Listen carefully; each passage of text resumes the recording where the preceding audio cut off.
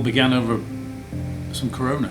But it was just an idea of a beer with three guys who were just passionate about cars, and it was more of like our hobby was discussed over some beers, and that just turned into this idea of how would you take a British farm vehicle and turn it into a luxury SUV. Initially, I was bringing vehicles over from the UK and just reselling them for someone I knew in the UK. So we'd import the vehicle, I'd have it at my garage at my apartment block, and I'd be selling them from there. I'd have people coming to view them, and it was horrendous. It was awful. Then we moved to a facility up in Kissimmee. Me and Emily went in there. I got more and more vehicles for resale from the UK, and then the people that were buying them were asking me to kind of do little bits to them and modify this and modify that. So that's when I dragged Elliot out of uni in England when he was just about to finish his sports science degree, which he's not going to use a sports science degree anyway. So he used to come out in his holidays, his reading weeks. He'd come out, pretend he was still in England working, but he'd go back with like a suntan, t-shirt suntan. And then probably about a year and a half in, it was at just a barbecue. My wife Emily, her parents knew Scott and Karen, took me round to meet him, and I went in a Defender, and it was pulled up on the front, and I remember him coming out, and I remember, oh my God, what's this? And that's how it started with Scott. So he kind of said to me if I wanted to make anything of it, I needed to, because I had a job at the time, I was just doing this on the side. He said, you've got to quit your job, you've got to get rid of your safety net, as you probably heard Scott say to you many times.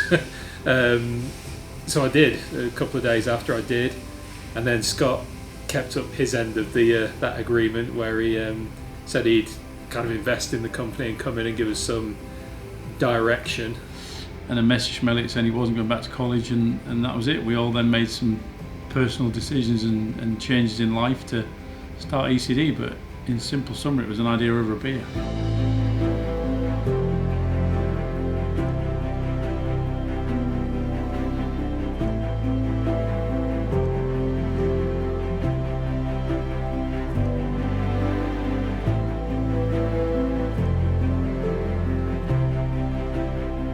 There's been so many innovations. We made it a part of our DNA and the culture of the business to actually ensure we pushed ourselves every year. So we actually had an agenda where we had a kind of a brain dump where things we wanted to do that couldn't quite get them yet, but we always encouraged people to list all the things we wanted to do to the vehicles. And I think the key innovations were, the biggest one was bringing everything in-house and not subcontracting any work, so that every aspect of the vehicle we controlled. In the early days, ECD sourced a lot of its parts through domestic vendors, so we bought most things from companies like Rovers North, Atlantic British, and then we did a lot of restoration work. So a lot of parts on the first trucks were restored parts, and we quickly found that restoring parts, it doesn't work.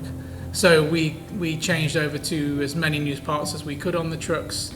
And that sort of led us down the path to sourcing our own UK vendors, dealing with JLR directly, and basically going from like a domestic truck freight sort of setup, moving through to our own container shipping method of sourcing from the UK every month.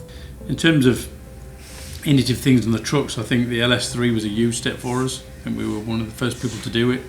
And then beyond that, you go through things like, adding the Range Rover Classic.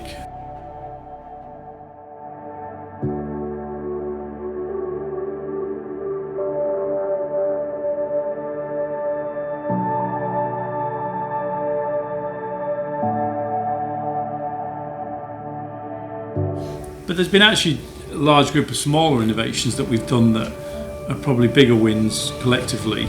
Things like, the innovations we've done, the upholstery team and the embroidery we do and the patterns we do.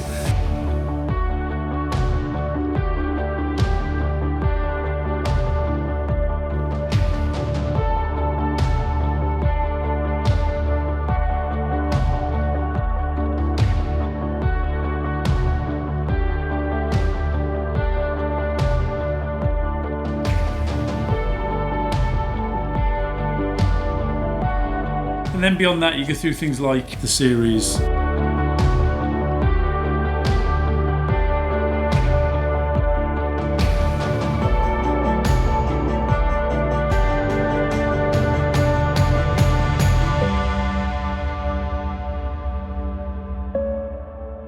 Yes, I always knew we'd get here, but couldn't have told you how, but we are. I think there are innovations that have been fairly dramatic and substantial, but I think the more important was the number of small things we did that pushed us forward.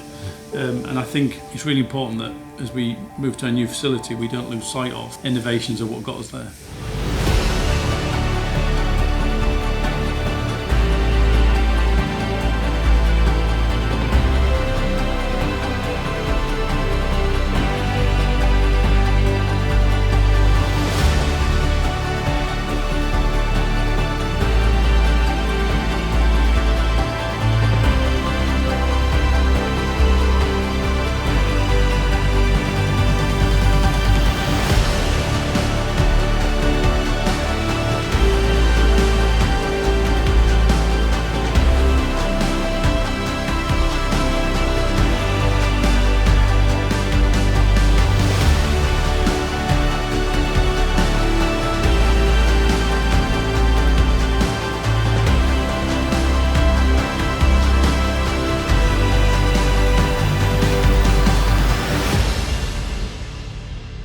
It's a big opportunity for us. It's good timing because we're bringing in a new product. There's a lot of vehicles that we're building for, so we need a lot of space to be able to differentiate the parts, categorize them, organize them, and move into the new shop really allows us to get prepared for the next phase of the business. I think we'll be building better vehicles because the space, the layout, just having a brand new purpose-built facility is going to enable us to do things more efficiently, cleaner, less damage, less risk to trucks that are built. So I think we'll build more, we'll build better, and we'll build different vehicles.